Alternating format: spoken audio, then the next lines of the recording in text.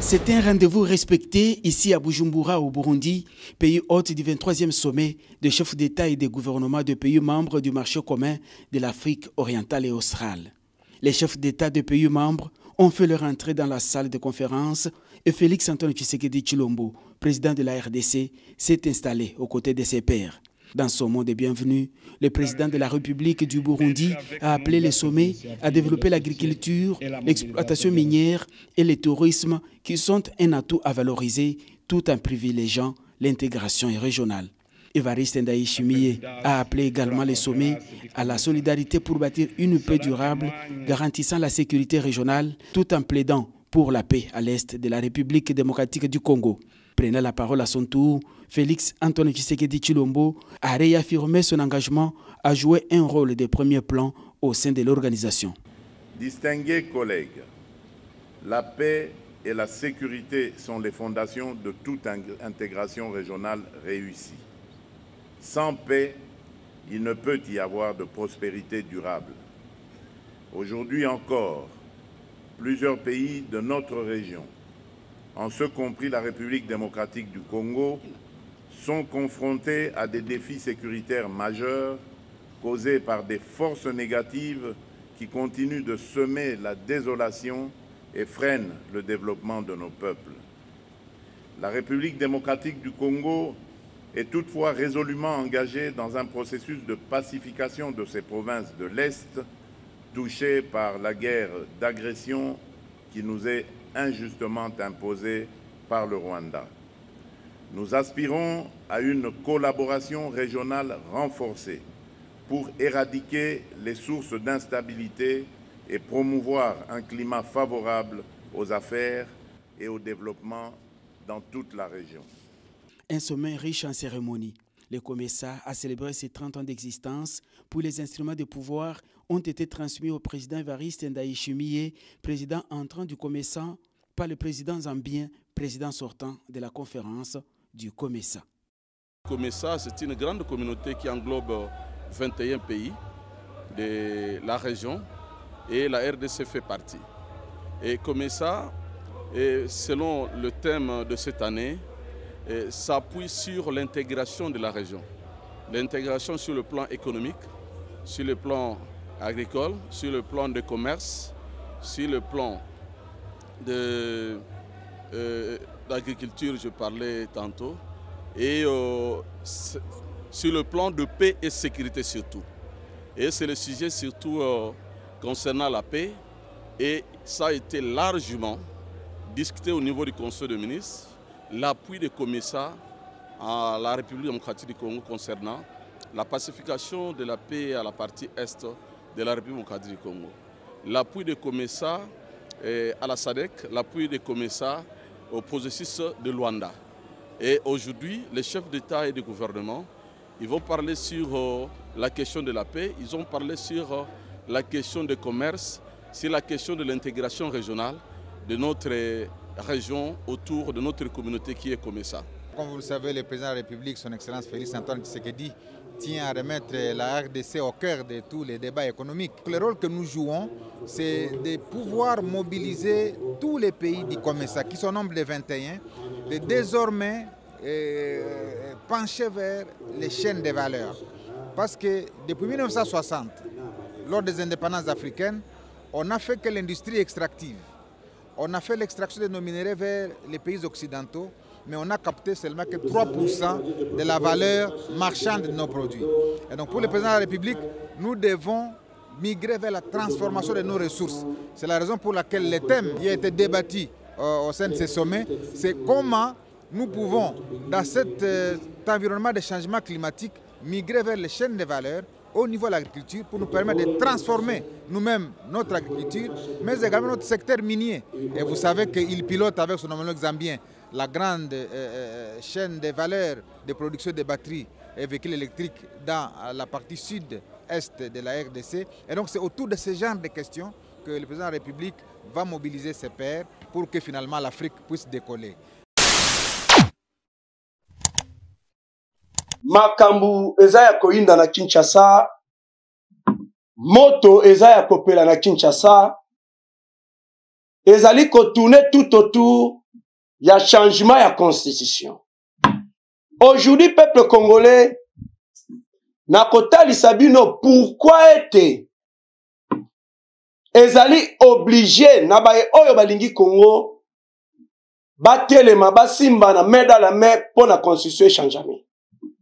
Nakotali Sabino lisusu po mikolo oyo tokomi na dossier ko ya na ba article.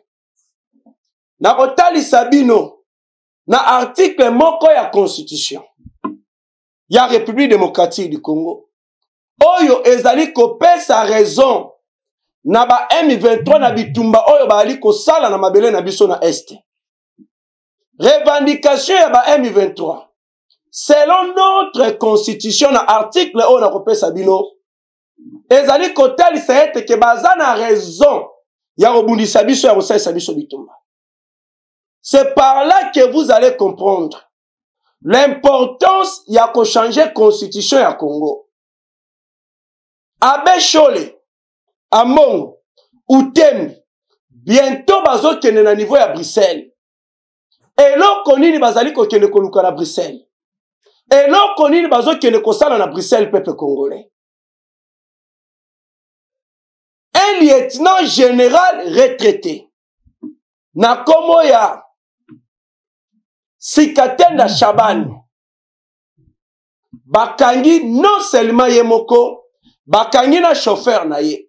Maye nini ba retrouver epa na ye nanda kulikambu ya somo. Un hélicoptère militaire. Et ça lui crash na aéroport Yandolo. Qu'est-ce qui se passe, peuple congolais? Dossier ya aérodrome de Pinga. Est-ce que c'est récupéré par les M23 ou bien ezali toujours na contrôle ya FARDC? Qu'est-ce qui se passe na niveau ya territoire ya Walikale? Le FARDC vient de récupérer contrôle ya ba localité minière. Ba localité yango ezali ba localité ni. Un bis Yaba RDF et outi vers Rumangabo. Ezali ko se diriger vers Ruchuru centre. Bakutani na banani liboso na bango. Pe mayenini eleki kuna peuple congolais. Makambo za ya koinda match za ya kobaluka. Le président Félix Antoine Tshisekedi Tshilombo. Auti ko sala nini? Pona ba magistrat apesi bangonini asaeli bangonini. Qu'est-ce qui se passe, peuple congolais? Likez, commentez, partagez massivement émission Mokolo Molelo. Bonjour et bonsoir chers fidèles internautes de partout dans le monde. Napesi bino nyo sombote ba congolais de père et de mère. Bande konabiso ba diaspora. Nzoto libanda ya mboka. Memolema molimu nakati ya mboka na bango Congo. Congo la lindenge nini? Congo la muki ndenge nini? Est-ce que Congo est lié? Est-ce que Congo est sokoli? Est-ce que Congo est ali kotama lolenge longo bani? Le diaspora de père et de mère na pesi bino mbote. Parce que boyebi considération. Oyo bokozwa na mboka na bino. Botika la jamais kozwa na mboka bapaya. Yango bomona katozalaka ba victime ya ba raciste. Yango bomona katozala ba victime ya ba maltraitance. Mboka na yo ezala mboka na yo. Moto azalaka malamu na mboka na ye. Sans Congo veut dire tozangi identité. Le président congolais, pourquoi aye ko se lancer na dossier à constitution? C'est là où on doit se poser des questions. Pourquoi Rwanda contre la révision ou le changement de la constitution? Pourquoi les M23 contre la révision ou le changement de la constitution? Pourquoi les PPRD, les opposants, oh, bazali la nationalité douteuse, bazali contre le changement de la constitution, peuple congolais? C'est là où vous allez savoir vérité oyo ezali kobombama. To bandana bino na article 215 de la Constitution. Là où vous allez comprendre l'importance il y a qu'à changer la constitution dans l'immédiat. C'est là où vous allez comprendre pourquoi les M23 balingi constitution et change jamais. Pourquoi Kagame a l'ingité, pourquoi Kabila, y compris les opposants, soi-disant les opposants congolais. Article 215 de la Constitution et le Biboué. Les traités et accords internationaux régulièrement conclus ont de leur publication une autorité supérieure à celle des lois sous réserve pour chaque traité ou accord de son application par l'autre partie.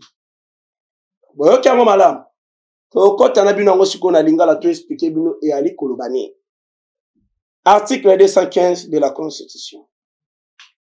Les traités et accords internationaux régulièrement conclus ont de leur publication une autorité supérieure à celle de loi sous réserve pour chaque traité ou accord de son application par l'autre partie. Et l'ingi kolobani du peuple congolais. Nzambe nangaye. Cela veut dire, si le président de la République a décidé qu'il ne va pas coacher pression, à qu'il des États-Unis, à qu'il des Belgique, à qu'il des France, à qu'il de l'Union européenne, d'ici Kanyonso, de va coacher pression. Akende Uganda, akende na Otuali Kobenga Luanda. Bali kolobane dialoguer na ba M23, dialoguer na ba M23. Soki a dialoguer ki na ba M23, na nzela ya kosala accord na ba M23. Cet accord elinga ki ezala na puissance, ezala likolo ya ba loi ya mboka na biso.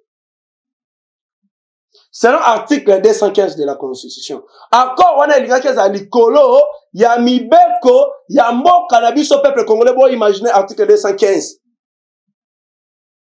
L'accord que Joseph Kabila a salana ba M23 2009 oyo Raymond Chibanda a kena ko signer na ba M23. Obasanjo ayebisa ozo sala nini? Est-ce que otangi makambo ozali ko signer? Ya lobin ngai na ye ko signer veut dire ba pesa ke mon ordre. Yo kotale logo moko te ko kipe logo moko te yo signer. Raymond Chibanda a signaka Obasanjo akamwaka. Cet accord epesa sa permission, epesa sa pouvoir na ba Rwandais. Basa la politique en République démocratique du Congo. Bafongola ba parti politique en République démocratique du Congo. Bazo nationalité ya Congo. Bakota na ba service ya renseignement civil et militaire ya Congo. Ba postuler pe ba voter bango en étant les députés nationaux, provinciaux, sénateurs ainsi que makamususu. Cet accord là ezali likolo ya ba loi ya mboka na biso. Cet accord que Joseph Kabila na Raymond Chibanda ba signaka ezali likolo ya ba loi ya mboka na biso. Botala ndenge Congo kenda. Botala nde bateka Congo. Botala bino moko pourquoi le M23 bazali koluka ke constitution ba simba ya wote. Donc selon l'article 215 il y a constitution ya mboka na biso eza kopesa automatiquement raison na ba M23 na bitumba o bali kosalisa biso. Le M23 ont totalement raison selon l'article 215 na bitumba bali kosalisa biso. Pour mettre fin na babiloko au peuple congolais, ce qui est président de la République démocratique du Congo a accueilli qu'au consulter Cour constitutionnelle, Premier ministre, président, il y a Assemblée nationale, ou même il y a Sénat, soit des députés nationaux ou des sénateurs. Bakende, na Cour constitutionnelle, en fin de compte, va déclarer été traité ou accord internationaux wana ezali bien te po na mboka na biso. Pour traité ou accord internationaux oyo article 215 de la Constitution ya likoloba ke ezali bien te po na mboka na biso po ekweya po elongwa on doit changer la constitution. Kino lelo accord que Joseph Kabila sala ba M23 eza likolo ya mibeko na biso po chef de l'état abeta Kagame o babengaka prise de finition soit changer constitution le M23 bakozala sous na droite ya kosala sous bitumba na Congo. Rwanda kozala sous na droite ya ko revendiquer ya kotiela biso makelele na mboka oyo. Au total, donc là, je pourrais dire quoi? Bakozala écarté, bakozala à côté. Et c'est la République de Mouteko gagné. Name Mabino, dans l'article 217, il y a Constitution. Avec explication. Yango le Biboué. La République démocratique du Congo peut conclure des traités ou des accords d'association ou des communautés comportant un abandon partiel des souverainetés en vue de promouvoir l'unité africaine. Et, Congolais, on doit changer la constitution par explication la tali sabino. Et l'ingi kolobabo article 217 de la constitution. Toteka souveraineté abisso. Pona l'unité africaine. Souveraineté abisso toteka pona unité africaine. Pona unité africaine. Toteka mabele abisso. Rwanda bakoza mabele abisso. Uganda, Burundi, Angola, Congo Brazzaville, bakoki kozwa mabele na biso pona l'unité africaine. Dans la République démocratique du Congo, na constitution to ali kosaela. To ana contrôle ya souveraineté lisusu ya mboka na biso te. Toteka yango. Bato bali kotelemela ete ke constitution simba mate. Est-ce que bakoki koloba na bino kotali sabino ba article on a lobeli bino peuple congolais. C'est pour cela ba mema biso na ba français moko pour nous compliquer. To comprendre te nini ezali na kati ya constitution ya mboka na biso. Véritable solution. On doit changer cette constitution. Ndenge na pesa ka exemple. Oh ba pesio lupang wana bukute. Ba pesio lupang ouais ba kabelinga lupang mais ba pesio buka lupang te. Est-ce que lupang ngo ba kabelio? Est-ce que lupang ngo za yayo? Ba pesio mutuka mais oza na mikanda mituka wana te. Est-ce que mutuka ngo za yayo? Ba simbi sinde yo mutuka. Et le président Tshisekedi alingi teke asimbi saba congolais mboka Congo mais alingi de apesa ba congolais mboka na bango na nzela ya buku na yango o ezali constitution nani wako tombola musapalo bakayeba ta constitution moko ata article moko ya constitution ya Rwanda. Quand le président de la République va élire ba document Batalisi, Kagame Azo Senga, selon article 3 de la Constitution, selon article 215 de la Constitution, selon article 51 de la Constitution, selon article 4 de la Constitution, selon article 217 de la Constitution. Donc, Kagame Azali ko revendiquer. Kagame Azali ko Senga, selon la Constitution de notre pays.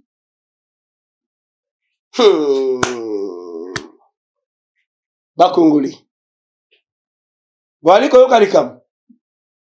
Est-ce que boali koyeba likambo? C'est pour cela. Ba oyo bazali na nationalité douteuse. Ba oyo bazali au service à Paul Kagame. Ba yoki mot d'ordre à Paul Kagame. Faisait tout pour que Tshisekedi ne puisse pas revoir ou changer cette constitution. Le wala Kabila pe zoyebi. So ba toucher constitution oyo. Ba protection nyoso ya zali na yango na ba crime nyoso zo sala automatiquement Kabila pe akokangama akozala juger na procès ya Chebe ya na Fidel Bazana Kabila ko perdre ba intérêt nyoso zali na yango ya kozwa kaba $680,000 à Sejakate en étant sénateur à vie.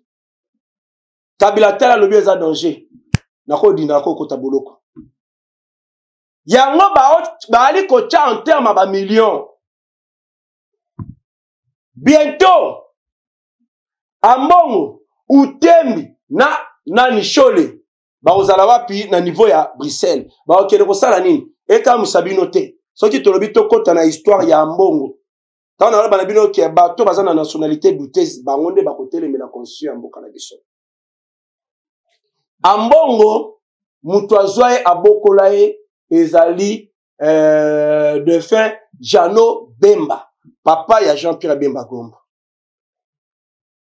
Famille ya Jean-Pierre Bemba Gombo bayebi histoire ya Ambongo. Ambongo n'est pas congolais, c'est un centrafricain.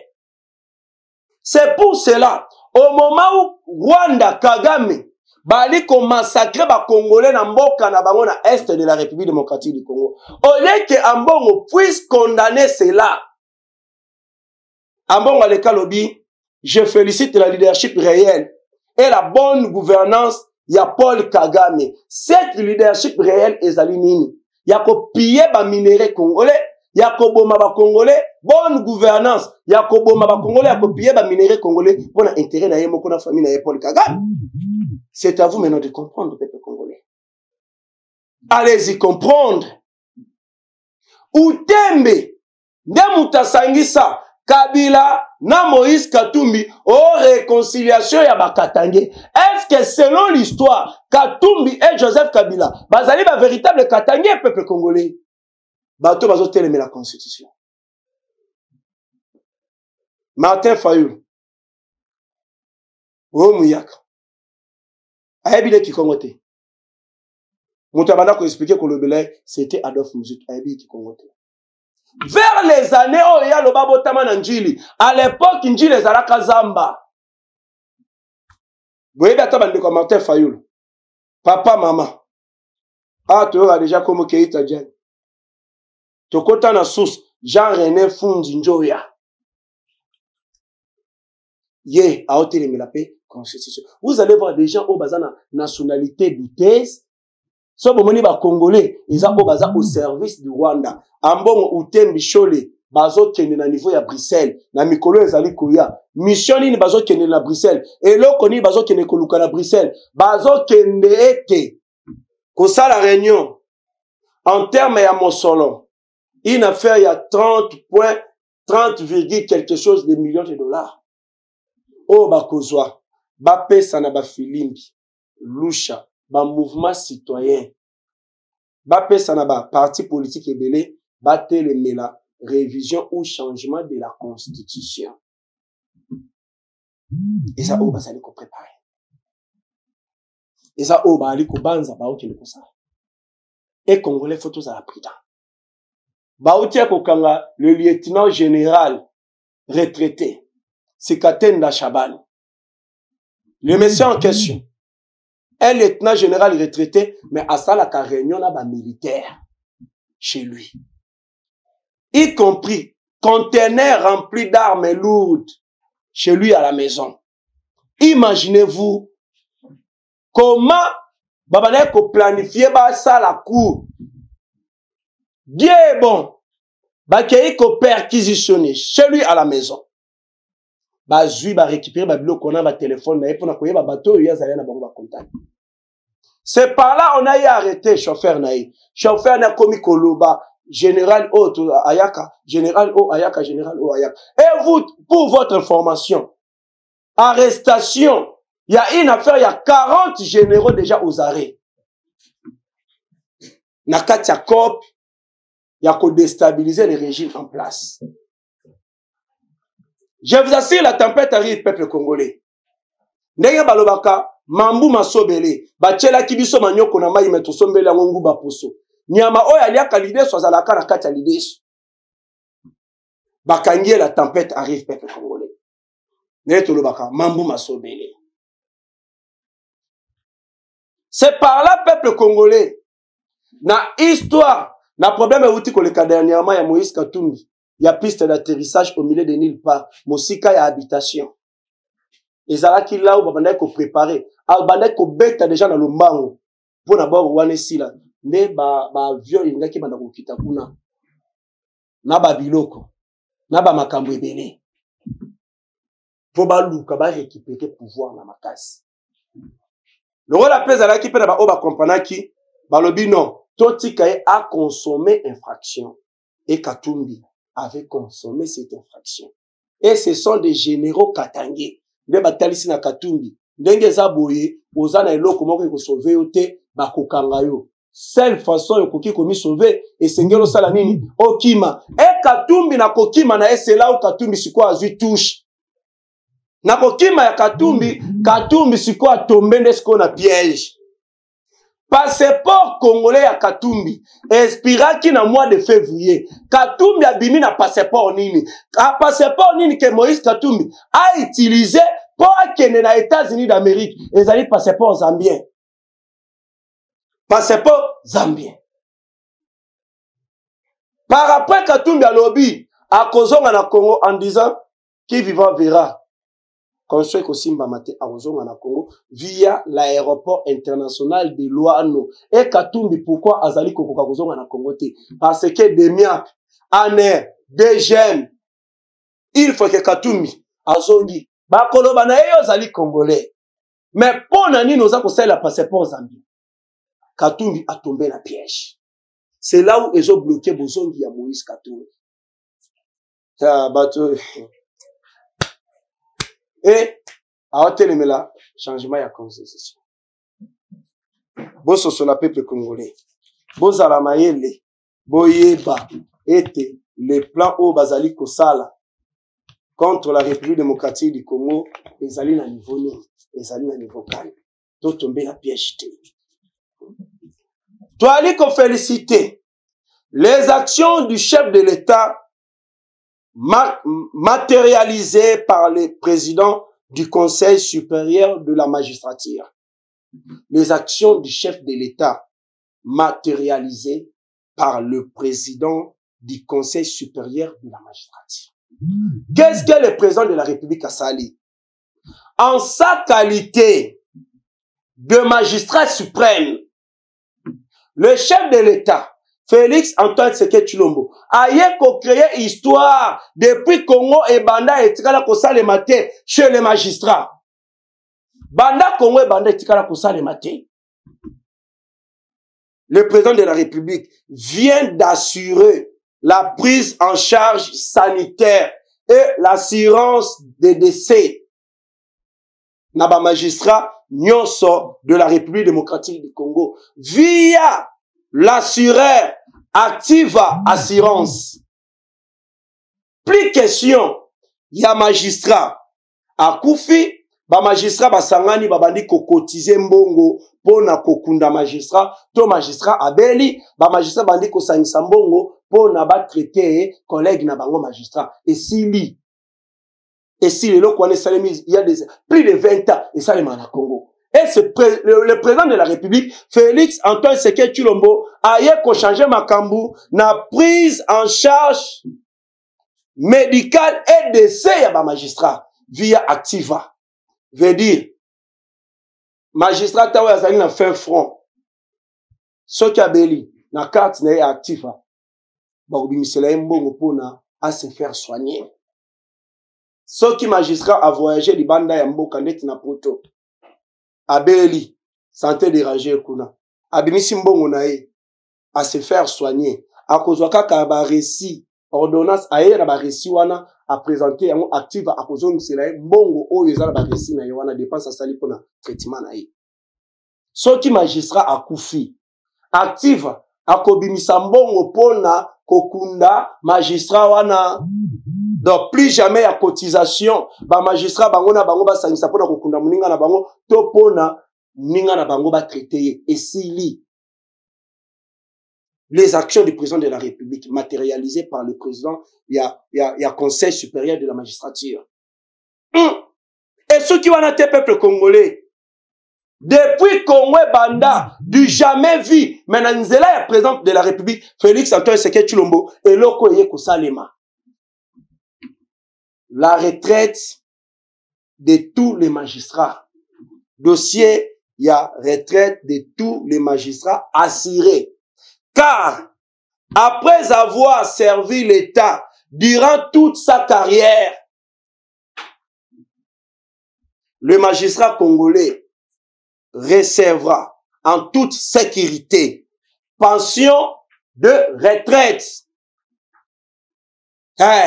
Et très la kosalema jamais. Magistrat ko kende lisusu te na ngomba ya mangengenge. Nzambe tala kala biso, tala ndengenge tokomi. Après retraite na biso, tala situation na biso. Magistrat ko kende lisusu ko déranger nzambe te. chef de l'État a assuré bango retraite na bango mosolo makambo nyonso pension na bango calme. La semaine passée na ba magistrat ba outi kozwa retraite na bango elongo bani ba sepeli ba sengi merci na mokonzi ya mboka. C'est aussi ça le peuple d'abord. C'est aussi ça le peuple d'abord.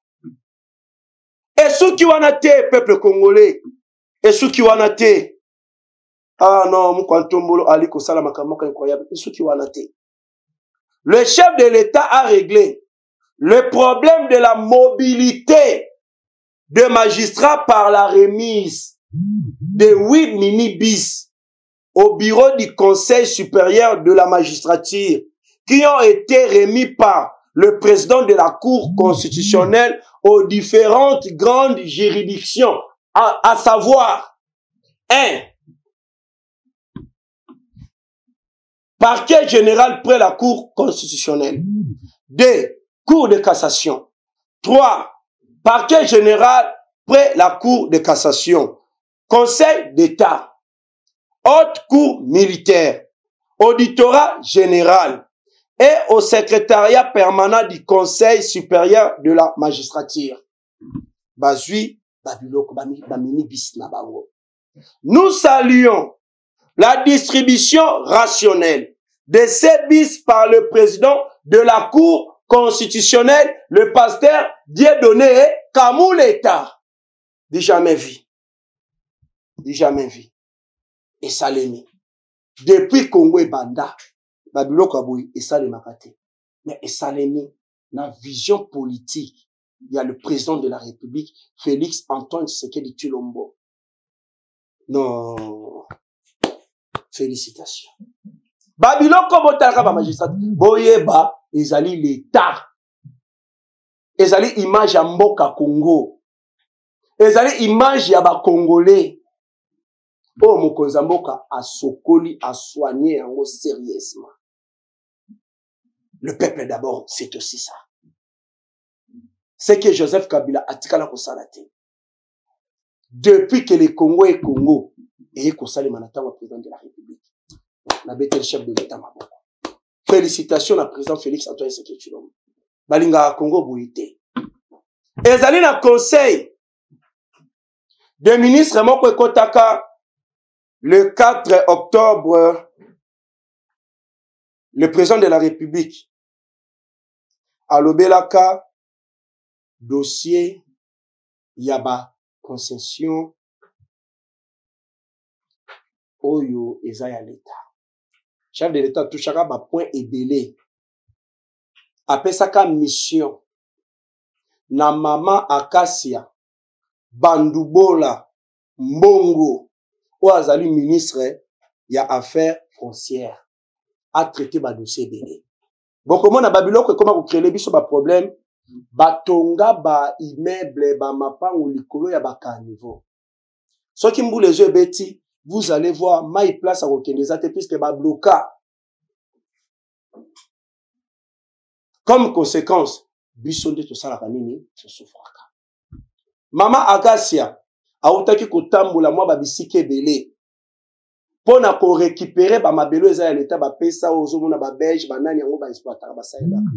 Sans pour autant bazala na autorisation valable. Baleka na procédure normale. Na minute oyo ministère ya affaires foncières bazali ko traiter ba dossier, il y a plus de 1000 et quelques dossiers à ba conflit kaka. 1000 et quelques dossiers à ba conflit. Au moment où nous sommes, va traiter presque la moitié déjà à ba dossier. Mama Agasia, Badubola, Bongo. Akomi mi komema ba dossier mususu. Kino nanda kunaye parce qu'à lobby ba affaire il faut sila na lombango, ba dossier o esengele sila na lombango. C'est par là une dame na kombo ya Meta azali kotambola au nom ya ba enseignant. Ali kotambola au nom ya ba enseignant pe azali koloba ete azana famille ya chef de l'État. Rappelez-vous, Nathan Mokozamboka azwaki pouvoir, asangi sa famille na ya lobaka, aligné makamba trafic d'influence te. Oya kosala yango veut dire état allié. C'est pour cela bakangaka tante na ye moko pona trafic d'influence. Aza na mwana mobali te, Anthony Tshisekedi. Déjà bomona Anthony Tshisekedi kotambola trafic d'influence ba makambo ebele. Même batu musu ba yeba mona chef de l'état mobali te mwana mukolo. Asala kango te pourquoi? Mais bokomona yana batu bakomi kobotola batu ba mabele, bakomi kobotola batu ba mapangu au nom au famille à chef de l'état. Oh, au nom ya famille à chef de l'état. Ndeti mama ou madame Meta ou. Ezali na hectare moko peuple congolais. Liboso ezalaka boye. Baye ko changer ngo, ko koma na kombo, ko koma na makambo boye. Ok, bisika wana babanda ko sala ba misala ba makambo moko boye. Ezana ba gaz ekota na mabele ba gaz. Place wana ezali kocha en danger. Il y a 20 millions de Quinois. Parce que ba gaz wana tango ko banda komata. Ibana kubuma batu ba makambo ebele ote Tshisekedi gouvernement Tshisekedi pour éviter cela ne bomoni chef alobaki on doit bloquer yango mais madame Meta oyo akomaki tina niveau abali kokatela batu babisika mais tandis que moto oyo azana pouvoir ya kokatela batu bisika ezali l'état congolais mais mama oyo tango ali kokatela batu bisika na pouvoir nini. Allez-y comprendre. Mosala mama Agasia Bandubula Mbongo ali kosala na ministère ya affaires foncières. Eza mosala moko louable. Aujourd'hui, eloko ya munene bongo lokola bakolo mabele affaires foncières. Bazali ni na ba bureau eloko moko te. Auta ko poser première pierre pour ba construire bureau bazwa mabele bango pe bazala. En tout cas, maman Akasia Bandubola Mbongo, quel est bon Dieu abatela yo. Boye bango et ezana bateau bali ko travailler na vision mokonzambo. Plus jamais ba trafic d'influence. Félicitations maman Akasia Bandubola pona mosala kitoko ozali kosala na mboka na yo République démocratique du Congo. Toe kolonga wana. Toujours dans Maïmatali, actualité politique, le président congolais Félix Antoine Tshisekedi Tshilombo a qui cause un pepo direction na Uganda. Pour kokutana na son homologue président ougandais Kaguta Yoweri Museveni. Kobima ya kokende ya mokonzi mboka. Moi je faisais passer nazo kende vers na Leki Zigida tout na moni hélicoptère militaire et ali koleka ezo tambwa nango calmement ezo leka et kokoma na aéroport ya Ndolo et ça le crash. Et ça les crash moto epeli. Semblerait pilote wazala na kati il y a eu des morts. Si c'est 3 personnes bakufi. Po bazala ki na kati wana. Cause ya crash wana pour le moment ezana no ya koyebana te. C'est par là ba ali kolandela baye ba véritable cause ya eloko ezo salemi wana. Au moment où le président de la République direction Uganda. Chef de l'État a qui kokutana Kaguta Yoweri Museveni. Pona kosolola na avancé ya ba terroriste rwandais du M23 vers aérodrome de Pinga. Kozamboka qui ko toucher na ye ba point belé sur le plan sécuritaire ya est de la République démocratique du Congo. Kosil Sanae, le président de la République Félix Antoine Tshisekedi Tshilombo mercredi aye kokita vers Burundi. Aye kokita vers Burundi. pour na kosolana président ya Burundi na ba point belé na makambo ezotali sécurité ya est de la République démocratique du Congo. C'est par là que le FARDC pe bango pe bazali kobunda bisika yison. Je dis bien yison. Bisika nyonso. FARDC bazali kobunda, FARDC baye kozwa contrôle ya ba localité minière. Bazui contrôle ya plusieurs localités minières. Oto koki kotangela bino Galai, Lojo, Pilipili, Beba, Plito, Moulandai dans le territoire de Djungu na Ituri. FARDC a récupéré yango. Ezalaki na contrôle yaba milice de la coalition Zaïre. FARDC a récupéré yango. Bete la FARDC maboko. To bete la armée ya mboka maboko. Oyo baali kubunda na bisika nyonso. Esuki wana te eza na camion militaire de l'armée rwandaise ekite Rumangabo ezali kokende vers Rutshuru centre. Baye kotombe na embuscade ya ba wazalendo na niveau ya Katale. Ba wazalendo frappe na frappe, plusieurs militaires blessés, plusieurs oyo bakufi pe misusu baza kidnappé par le wazalendo bakende kosambisa bango. Babiloko ezolelisa kagani. Babiloko ezolelisa ba M23. Qu'on ne vous trompe pas que le M23 bazali na avantage likolo ya FARDC likolo ba wazalendo. Qu'on ne vous trompe pas.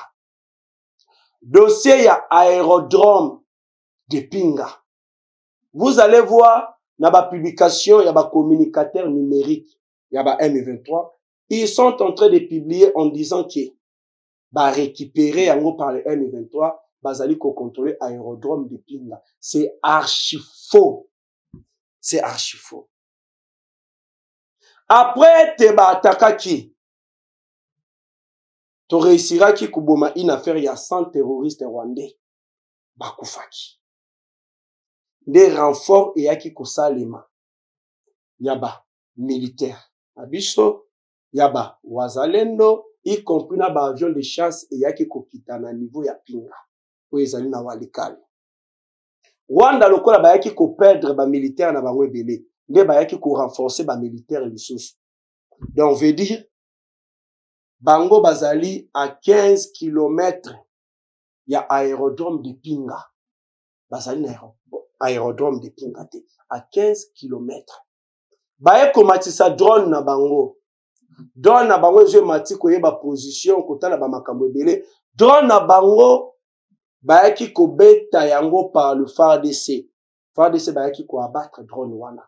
Ekoyaki na mabele pour se o bamonaki ba image. Drone na bango ekoyaki na mabele. Le M23 incapable ya ko récupérer aérodrome de Pinga. Ba récupérer te pe bazo kokate pe ba kokate.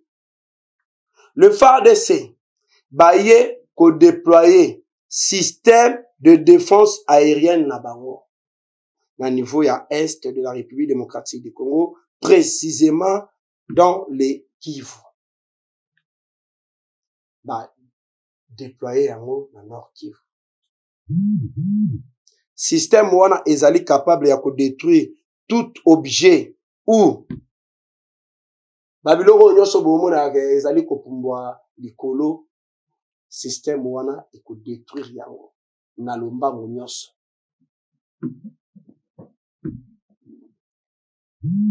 Le M23 en difficulté. Qu'on ne vous trompe pas. Botala siko pour comprendre que bato ceux qui bazo kokate le lenge na bango ya kosala c'est de publier des fausses informations.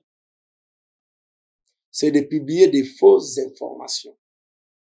Baye ko publier information à le côté ya koloba ete plusieurs défections au sein de FARDC. Le FARDC plusieurs militaires bakimi pe ba abandonné Mandoki. Mandoki o bango bazu ba publier, ce sont Mandoki yo ba wazalendo ba utaki ko récupérer na mikolo kaka. Si ça fait même pas une semaine. Il n'y a pas d'effection, il y a pas militaire.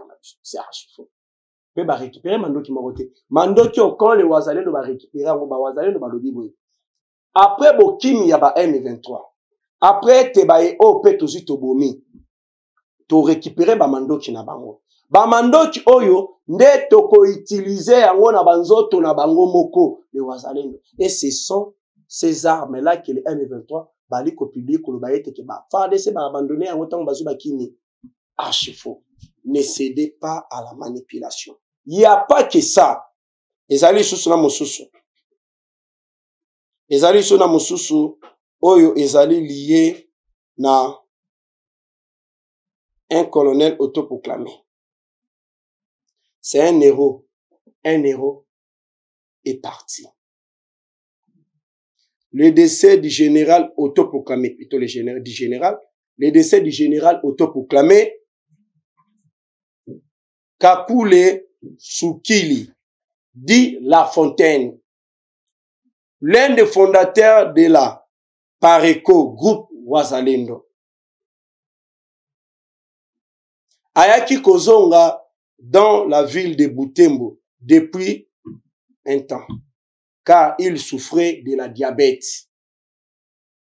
Il avait quitté le combat car il avait senti déjà sa mort. Un héros est parti à jamais dans nos cœurs. Notez, il est mort d'une maladie, la mort naturelle. Le M23 bazu ba publier yango balobi touti koboma un général autoproclamé. Ba publier na photo na ye. Or que le général, le fondateur de la Pareco groupe Wazalendo akufi na diabète, liwa moko naturel, non na masasi, pe akufeli na Butembo azonga kita masantaki zo peza la bienté. Et c'est pas les M23 de Baboni. Toujours dans ma kamou ya lokuta. Méfiez-vous na ba publication ya ba terroriste wana, méfiez-vous na mai o bokoyoka. Na ba bokomona to bokoyoka. Na bebisika nyoso komona na réseaux sociaux koyoka na ba chaîne ebele. Méfiez-vous. Boyeba est makambo bali kolobeza ya solo to yali ya lokuta. Et notre devoir, notre mission ezali ya koyaka liboso na bino ya kotalisaka bino véritable bosolo ya likambo. Makambo bomonaka na este oyo bato bazali impliqué na kati.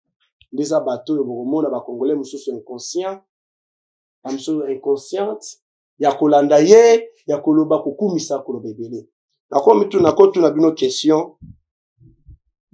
En 2018 na Goma, Joseph Kabila avait réussi des anciens rebelles sud-soudanais en 2018 na Goma. Des anciens rebelles sud-soudanais. Les anciens rebelles sud-soudanais wana na minito bazali wapi. Bomitu na motuna bazali wapi. Et je vous informe que les anciens rebelles sud-soudanais bazali maintenant na kati ya ba M23. O Kabila azwaka.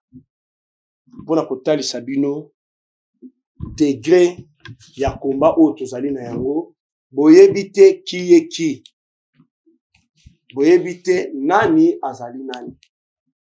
Il faut être très prudent pour ne pas tomber na ba piège ya ba ini Congo o bazali koluka ko manipuler bino na mai o ezali ya lokuta. Na niveau ya aérodrome de Pinga, ce que vous devez savoir, ezali na kimia moko ezali total. Masas et ali kobeta le société pour un temps, kimia ezali vraiment na niveau ya Pinga. Qu'on ne vous trompe pas, ba manipuler binote na ba information oyo ezali ya lokuta. Guerre dans l'est de la République démocratique du Congo. 7 heures juste. local local, 7 heures juste, air local à Walikale. La cité de Pinga s'est réveillée dans un calme total, sous contrôle de l'armée congolaise et le jeune résistant Wazalendo. Des officiers M23/RDF ont fait quelques heures dans le village de Bwiza et à Kichanga pour planifier de nouveaux affrontements sur Pinga et axe Massissi centre, selon des sources locales. Donc, Wabagène Wazalendo et le FARDC bazali na niveau ya Pinga. Méfiez-vous na ba information ya lokuta na ba bisiki belebo alikoyoka. L'armée rwandaise RDF mise en cause par la population des pays où elle intervient. Apparemment, la présence de militaires de Paul Kagame dans plusieurs pays commence à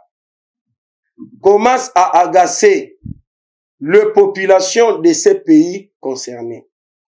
Au Mozambique, la population mozambicaine s'insurge contre les militaires rwandais qui sont là que pour piller leurs richesses, sans oublier d'être aussi une source d'insécurité sur le territoire national. Il faut signaler que depuis l'arrivée de RDF au Mozambique, beaucoup de réfugiés rwandais dans ces pays sont portés disparus et d'autres ont été tués.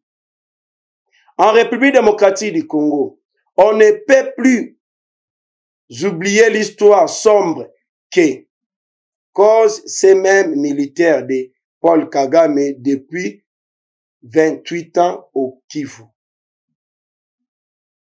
Depuis 28 ans au Kivu.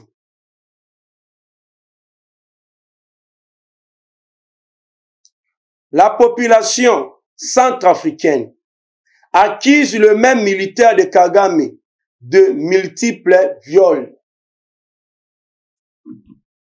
Seraient ces militaires censés assurer la sécurité des populations, plutôt devenir la source de leur insécurité et de pillage de leurs richesses.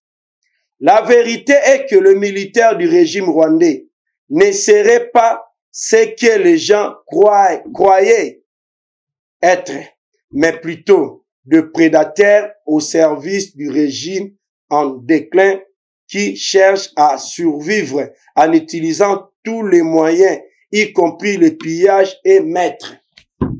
Donc, à niveau de Mozambique, à niveau de Centrafricain, là où il y a des militaires rwandais, insécurité, viol, pillage, il y a matière na bango. Y compris, Rwandais, oyo bazali réfugiés dans le pays wana, misusu porté disparu, misusu bomi bango. C'est ça, c'est que Paul Kagame azali kosala na pays ebele. Donc militaire ya Rwanda baza na image moko ya mabe. Quand je dis ya mabe na bisiko bazali. Nde population ya pays wana bali kosenga militaire ya Rwanda bazali na kati ya mission onusienne. Balongwa na bamboka na bango le plus vite possible. Quitter na bamboka na bango, voire même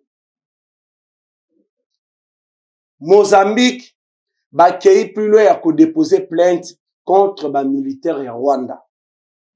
Centrafrique aussi pareillement contre le militaire ya Rwanda.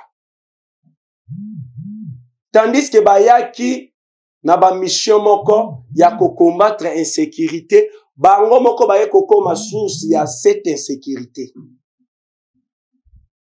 Bota la régime ya Kagame, bota la pouvoir ya Kagame, et vous allez voir Franck Diongo kokende ko travailler na Kagame. Badeli c'est ça, ba Kabila, ba Moïse Katumbi, ba Martin Fayoulou, ainsi ba politiciens Belo Bozuboyebi, y compris certains de nos députés nationaux, provinciaux et des sénateurs. Bali ko travailler pour Nakaga. Au détriment de la République démocratique du Congo.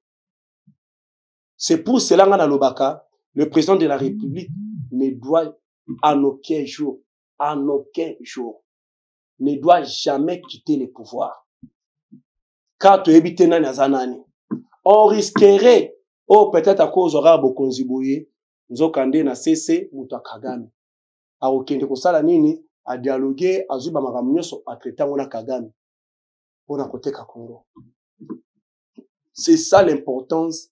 Ya kozalana oyo boziboyi bazan de konabino congolais de père et de mère. Kaka na kosuka kozalana de konabino congolais de père et de mère te, mais alingi pe Congo, avant tout l'amour du pays. Azalana yango. L'amour du pays azalana yango. Soki bolingo ya mboka ezali te, atoza congolais de père et de mère, pour ça na le côté, tu es capable de vendre le pays pour un intérêt personnel na yo moko. Et le président de la République a été clair. Pour na Congo, oekoya eya, je suis prêt. Ya koza la prochaine Patrice Emery Lumumba. O soki singeli baboma, ngana zali prêt ya ko fouler la mort, mais ya ko céder jamais mboka na ngai. Na batoyo bazali bapaya. Ya ko jamais côté kamboka na nga. Un véritable Congolais qui aime son pays ne peut en aucun jour vendre ce pays. Vendre son pays. Na bateau bazali ba Congolais. Kabila a vraiment vendu ce pays. Kabila a vraiment détruit ce pays. Kabila a vraiment détruit les Congolais. Au moment d'être hôpital à HG. Bon, il y a des généraux qui sont l'hôpital. Il y a des colonels, ceux qui ont bien attendu, vaut mieux qu'ils n'attendent pas l'hôpital assez, mais à qui jamais continué HG. Vous avez vu que HG n'est pas éli. Et ça, il y a des matériels, mais pour les politiciens, il y a HG. À l'opposition, ceux qui sont opposants, sont dans les alliés. Bamisu babana ko injecter bango ba beta bango tonga na injecter bango sida HG momona HG ezo kamba misi sena ba indien o bozu bomona en 2017 si je me trompe pas, si c'est un indien, si c'est un libanais, abeta ministre ya santé Mbata à l'époque où Joseph Kabila président. Courage wana pe kozanga kubanga wana kubeta ministre en fonction gifle. Ils étaient protégés par Joseph Kabila. Ils étaient protégés par Joseph Kabila lui-même. Depuis l'arrivée au pouvoir, il y a président de la République Félix Antoine Tshisekedi Babouzo Bahana et Jessila. D'ailleurs même, le ministre de la Santé actuel a aussi saisir dossier. Il y a Oyo Azali, dirigeant, il y a HJ, bloqué na minute on a dit Kolobanabino. Congo Oyo, ezali sous Congo ya lobité. Ezali sous Congo basakana kinangote ya. Congo ba Congolais bazongina. Place esengela kibazala. Parce que nous avons un président. Oyo alingi, non seulement le pays, alingi pe ba Congolais. Na ko lancer message ya makasi na bandeko na biso ba Congolais de partout dans le monde. Le ministre Patrick Muyaya oazali porte-parole du gouvernement auti kotalisa ete auti ko confirmer ete changement ou révision de la constitution et kosalema. Et de notre côté, nous avons le devoir yako sensibiliser, yako talisa na ba Congolais l'importance yako changer constitution au toali kosalela. Ne suivez pas Kabila qui dit que constitution oyo esalema na Kisangani, constitution esalema na Kisangani par des Congolais. bolanda ba biloko wana te. Tozali kosala la constitution ya ba Bergeron. Constitution ebetami na Belgique na Louis Michel. Bato bazana sima.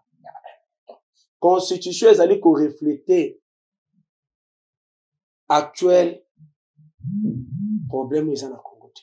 Ezali ko refléter problème ya ba Congolais te.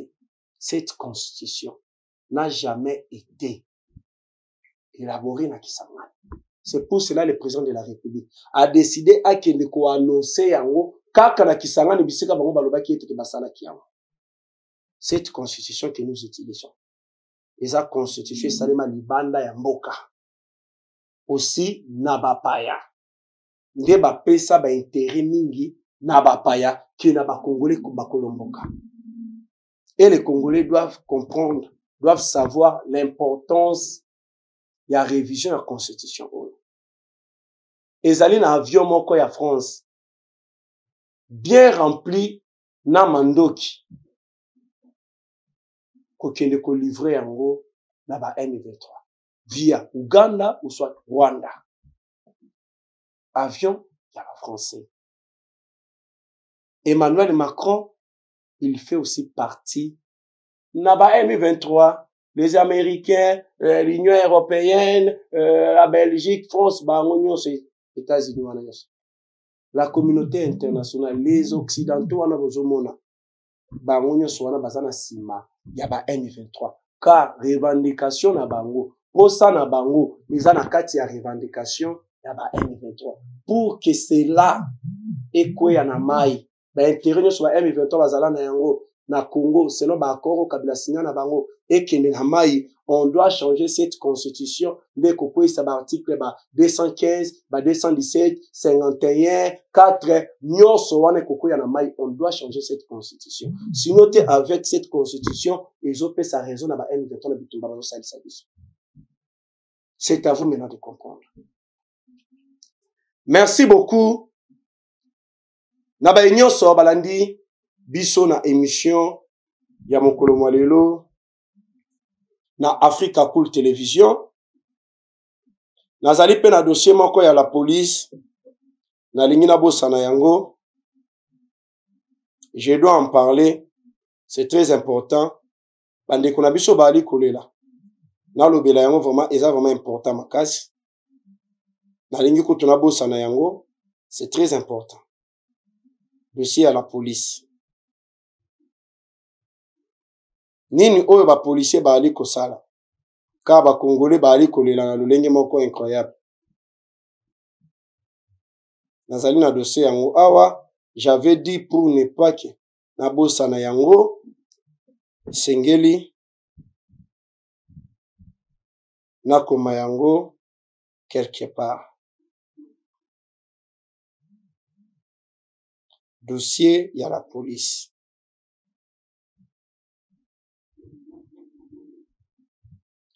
Ba policier baza batu moko babilo makasi ya babungisi dossier ya papa oyo bazali kolela ndenge ba policier bazali ko maltraiter bango bande kona biso basala rassurage. Vous allez voir ezali par rapport ya circonstances ya vie na bana mikyo bozi bomona bakoma ba sirère ba misusu bomona ba boti bazala lisusu te. Ma condition de vie à malamute, moyen de survivre na bango, et sengeli, ba sala musala wana. Mais à kokama peuple congolais, ba policier, ba koma koboto la bango, ba biloko na bango, ba koma kokanga de partir de 19h, bazo kanga bango, bazo boto la bango, ba sirage, bazo boto la bango, ba biloko nyoso. Bazo boto la bango babiloko nyonso. Commune en question, je ne sais pas, commune yango, là où na komaki yango, il semblerait dossier yango, na commune, au place ba makambo wana ezo salema, elimwe awa. Botala kindoki ezali na mboka na biso. Et je limwe. mais na émission ekoya tokolobela ezali kosalema précisément na commune nini o ba policier wana bazali kosala tracasserie wana ezali na dossier même ya bato transport bande kona biso ba wewa bakokanga bango soki baza na casque te soki baza na mikanda na bango te mais bakomi kokanga bango aza na casque aza na mikanda na ye bakangi infraction ezate tout simplement kaka po bazwa mbongo bazwa bango bambongo eloko wana na uta ko vivre ngai moko na Oshwe bisiko bateka ba mituka wana en face eza na société moriza wana kaka kota makadana bazokanga ba moto eza na ba mikanda bazana ba casque poka ba pesa bango bambongo. Le général Blaise Kilimbalimba akenda kiki kokanga bato à transport wana na niveau ya victoire na mikolo ezo elekaki mais cette opération ezali ko continuer dans le lenge moko ya mabe to sengi vraiment na général Blaise Kilimbalimba ala de la dossier à bato à transport bazo sala tracasserie na degré moko bazali kokanga bato sans pour autant bazala en soubassement. Merci beaucoup na ba union so balandi émission oyo ya mokolo malelo na Africa Cool Télévision. Vraiment Kolonzamba Zalana Biso, numéro plus 243 89 60 77 556. Plus 243 89 60 77 556. Merci beaucoup tout le monde, à la prochaine. Bye. Africa Cool, et après cool, Africa Cool, après cool, le quoi cool ma topi. Après toujours,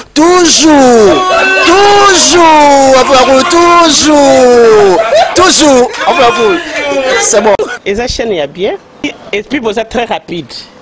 Et ça très rapide, et ça chaîne mon co, bah quoi ça a bien confiance. En tout cas, nazo senga na bato oyo nanu ba souscrire te bazwa. Donc, eza vraiment net o balo bakaki buka lelo, lamba lelo, lia lelo. Vous voulez le Congo pour que le Congo devienne cool, pour suivre les cool analyses, alors revenez et abonnez-vous massivement. Bobozana Moana, massivement. Alors beaucoup de gens ils pensent que l'Afrique Cool donne l'information en temps réel. Mais je ne crois pas cela. C'est-à-dire l'Afrique Cool donne l'information en temps réel et en temps chirurgical. Si tu ne suis pas, tu as la crise cardiaque. Qu'est-ce que tu penses de l'Afrique Cool? C'est pépélé. Africa Cool, c'est la destination de prédilection pour une communication optimale. Longo Dianabino Mama. Africa Cool Télévision est une chaîne qui est en train de réunir toutes les tendances. Donc les chrétiens s'y retrouvent, les païens s'y retrouvent, les politiciens s'y retrouvent, les femmes ménagères s'y retrouvent. Donc Eza Eloro na biso to sepe la ranango, yango chaque fois son aïe na Kinshasa, il faut namona Africa Cool. Et au monde de la chaîne Eza impartial. Et le rôle de Babino, vous méritez le soutien de la population ainsi que des institutions complètes. Bisognoso, tous s'abonner à Africa Cool. Africa Cool, oyo. Zengo, Africa Cool, merci beaucoup. L'idée. Non, je remercie en tout cas Africa Cool, leur support et on leur souhaite bonne chance pour la suite. On leur souhaite le plein succès. Hello everybody, my name is Doni Kulabuna. I'm coming from Johannesburg. I'm one of the subscribers of Africa Cool. This is a great channel. You watch news that are very fast. I would like to ask everybody to subscribe and then stay tuned. Thank you very much. Je vais placer un petit mot par rapport à la récompense Oyo. Ah, je félicite très sincèrement Africa Cool. Voilà. Je n'avais pas opéré le mauvais choix. Voilà. J'avais recommandé, je me rappelle que je disais que c'était une destination de prédilection pour une communication optimale d'excellence.